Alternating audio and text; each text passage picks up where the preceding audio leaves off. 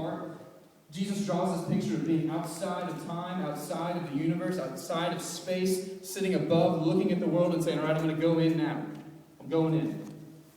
And so he paints us this picture that Jesus chose. Okay? The difference between Jesus and what he's saying here and why it's so monumental is that we can't say it. We have no say in when or where we're born. Okay? Your dad comes home with some flowers, some Marvin Gaye, or, depending on wherever you were born, or maybe Elvis, or Beatles.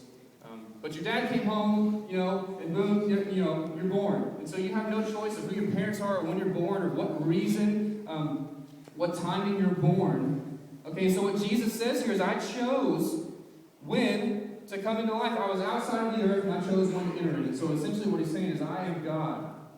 I'm separate from everything else. Okay, and so here's what's weird about a lot of the people you're going to meet.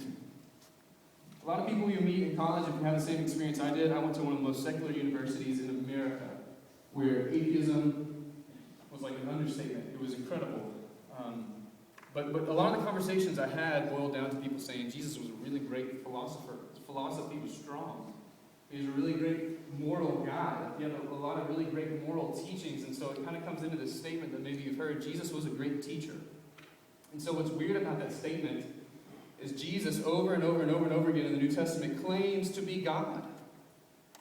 So I don't know a lot of people today, by today's standards, if Joel Osteen, a guy who's considered to be this great teacher and speaker, steps up and says, I am God, a lot of people would say, no, you're crazy and we're done with you.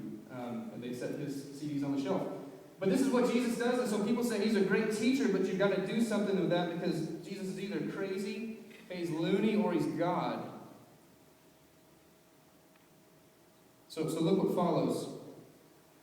He says, for this purpose I was born, and for this purpose I have come into the world, to bear witness to the truth. And Jesus is not talking about the little t truths, okay, fire and stabbing. He's not talking about those things. He's talking about E capital T truth. I have come into the world for this purpose, to bear witness to the truth.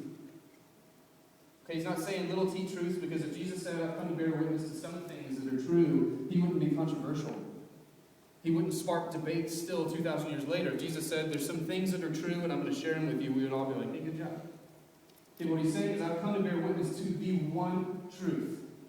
It's my purpose. It's why I came to this earth. And so, how is this possible? Okay, Jesus says, I know everything. I can bear witness to the universe. I know all these truths. And we kind of step back contextually and look at who Jesus is and who Pilate is. Okay, Jesus is from Galilee. And so how can this be that a kid from Galilee, a guy from Galilee, can stand before Pilate and say, I know the truth of everything? Okay, Galilee is like Yulee. Okay? It's not known for being a hot spot for world changing. Okay? There's not really hot debates coming out of Yulee very often. Okay? Jesus is from Nazareth. And so over and over and over again in the New Testament, what you hear is people say, can anything good come from Galilee? Can anything good come from Nazareth? Really, for real, this guy's from Nazareth? And so they're questioning, how can this possibly be? Okay, so Nazareth is known for things, like in America, you've got the Northeast, right? They're known for the Ivy League schools. They're known, they've got Manhattan, they're the intellectuals. Northwest, you've got this anti-corporate feel, right, where Microsoft and Starbucks came from. You've got the West Coast, okay, where, there's liberal sociology and liberal government. There's the South, more conservative. There's sweet tea, so parts of America are like that today. And so Jesus comes from Nazareth, a place that's not known for anything controversial, anything world-changing or life-changing. There's no hot news coming from Nazareth. Okay, and so this is the guy that's standing before Pilate saying, I know the truth. And so how can this guy from Nazareth stand and say, I know the universal truth that trumps every other? And here's how. Colossians chapter 1, verse 16, he says, for by him all things were created in heaven and on earth, visible and invisible, whether thrones or dominions or rulers or authorities. All things were created through him and for him. Erin and I, this is my wife Erin, have only been here for a year, coming up on a year. And grew up in Dallas, spent some time in Houston, kind of similar weather, but the difference for me has been this summer. I don't know if you call this summer or spring now, what we're in as far as Jacksonville goes, but there are days now when there's no fire, the not causing me to just moisten as I think about waking up, where I walk outside and the breeze is cool and the sun is warm, and I get my truck and I roll the windows down. I'm in the AC right now. It's just this cool breeze coming in the window, and everything, it emits like an emotional response from me. It's just everything feels right. I drive to work and just like whistle and bluebirds land on my car. And, it's just kind of one of those things. And that feeling came from somewhere. Okay, taste. Wonderful taste. There's cupcakes and punch and cookies and all those things. There's taste came from somewhere. Okay, the feeling that you got when you kissed your girlfriend for their boyfriend for the first time, that feeling came from somewhere. And what Jesus is saying is, the reason why I can say these things, the reason why I can say, I am the way, the truth, and the life, it's how we can say, you shall know the truth, capital T, which is me, and it'll set you free. The reason why Jesus can say these things is because he created everything. In Genesis 1, you get this beautiful picture of God speaking things into existence and Jesus actively creating. And so Jesus stands before Pilate and says, I can testify to the truth is the purpose, the reason I came to this world, because I am the truth. I created the truth. In Hebrews, to make it even come home, the writer says, right now, God holds everything together. Jesus holds everything together by the word of his mouth. And so you were sitting here tonight, and the reason you exist still in this moment is because Jesus is saying, you exist. So he didn't just create it, he is it. He's saying, tomorrow is not just something that I know about. That's not what God is. That's not what Jesus is. I don't just know about tomorrow. Tomorrow is something that I am. And so Jesus said, I have come for this reason to testify to the big T truth. Okay, so how does he bear witness? He bears witness through his life. This is a short point. There's a whole paragraph here. It's a short point. You want to read about Jesus' life? Matthew, Mark, Luke, and John. He bears witness to the truth in his life. And this is something that I harp on the college students, and if you join our small group, I'll harp on this. But the reality is the entire Word of God, Genesis to Revelation, is about God's redemptive plan through his Son, Jesus Christ. And so it's not just Matthew, Mark, Luke, and John that we're limited to see Jesus' life. It's every single passage of Scripture. And so what we've done, unfortunately, in a lot of places in churches, we'll rip this chunk of Scripture from where it is, and we'll teach about it and pretend that it stands alone. And it always reminds me of, like, have you ever tried to watch 15 minutes of the middle of a movie? And, there's people, they've been watching it all day, and you come into the living room, and who's that guy? Shh. What is he doing? Shh. Okay, so you watch 15 minutes in the middle, and you have no idea what's going on. How many times have you picked up a book and turned to, like, chapter 7 and read it and put it down and be like, let me tell you about this book. It was good. And you tell somebody about it, like, wait a minute, there's got to be more to that. It doesn't work. And so the difference is what we're doing in a lot of churches today, and a lot of small groups, a lot of the things that we're focused on is ripping out a passage that we like and it sounds good and taking it for what it is to be true, standing alone. But we're separating from the entire story of truth. And so Jesus testifies, he bears witness through his life, which is through the entire Old and New Testament of God's Word. Let me skip a bunch of stuff right now. Here's where we kind of close. He not only bears witness through his life, listen to this, his life bears witness to the truth in those who believe. 2 Corinthians 3:18 sounds like this. We all, with unveiled face, behold the glory of the Lord, are being transformed in the same image from one degree of glory to another. For this comes from the Lord who is the Spirit, and it's this idea in short. We are being transformed as we see God's face, as God becomes our ultimate. He replaces everything else. Jesus replaces everything else that's ultimate in our life. Our lives are transformed. Not in a worldly sense where we get good things and everything starts to be sunshine and flowers, but it's this reality that from one degree of glory from the next, it's a process. We are changed and look more and more like Christ. And so to close, this is what Pilate says. Jesus says, I've come to testify to this truth, this greater truth that replaces everything else. And Pilate says to him, what is truth?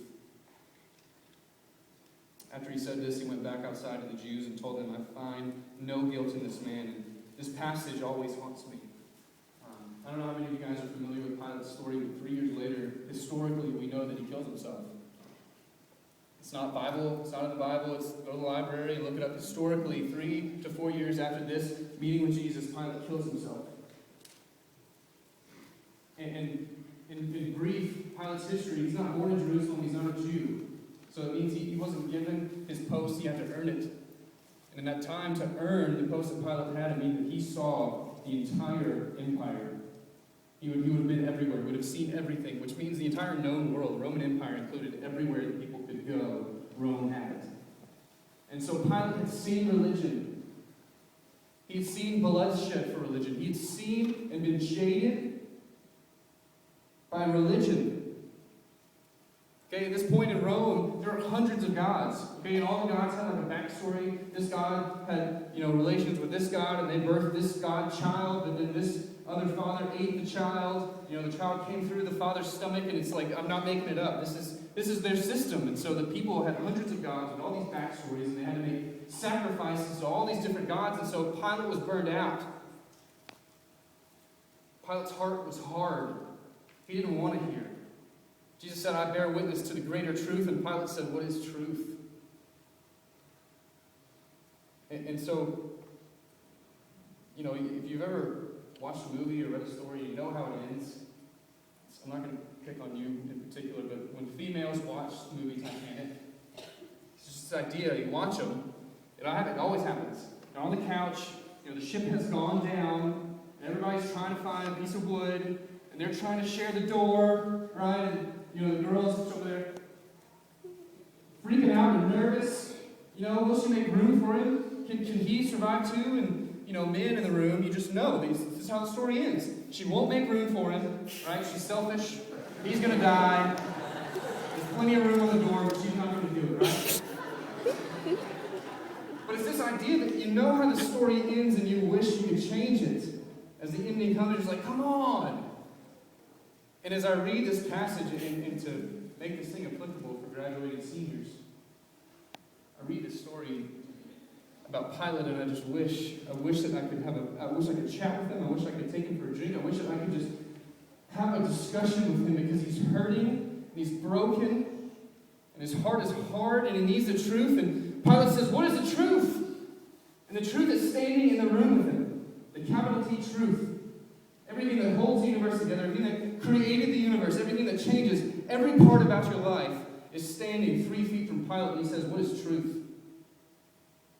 And so I wish that I could interject myself in the story and say, Pilate, he's here, it's Jesus, look at the things that he's done and said, and look at the things that he's going to do in the future. And so, this is why I decided to share this passage with you tonight. It's not about Pilate or history or any of the funny stories I try to share, but the reality is you leave this place, this bubble, or whatever you guys call it. That was what our school called it. It was our PCA bubble, where every face was safe, and you all answered all the questions. As you leave this place, you're going to meet hundreds of times every day. You're going to come across people who have been jaded by church, who have been hurt by church, who have been showed Christianity by somebody who just gave them a list of rules. They thought it was Christianity, they had this brief experience with truth, and they got burned out trying to do what was right, and do what was right, and do what was right, and not do what was wrong. And so it's kind of twofold tonight, what I want to leave you guys with. It's this idea that for some of you, we talked about earlier being transformed by tapping into the truth. Okay, so what that means for your life isn't being a good moral person. So many of us, we talk about what's ultimate in our life. The Bible talks about what's God to you is going to change everything about you. So many of us who grow up in church grow up trying to do things right and not do wrong. And so what becomes our God is a list of moral rules. And it burns us out. There's nothing in that, because we always fail. And so for some of you, it's tap into the truth that it's not about moral rights and moral wrongs and doing more good than bad. It's about Jesus has saved you and wants to change every part about your life. And so it doesn't become right or wrong anymore. It becomes, what stirs my affection for Jesus? I want to fill my life with that. What steals my affection from Christ? I want to run from those things. It makes everything really easy. What stirs my affection for Jesus? I want to fill my life with that. What steals it from me? I'm going to kick it out the door.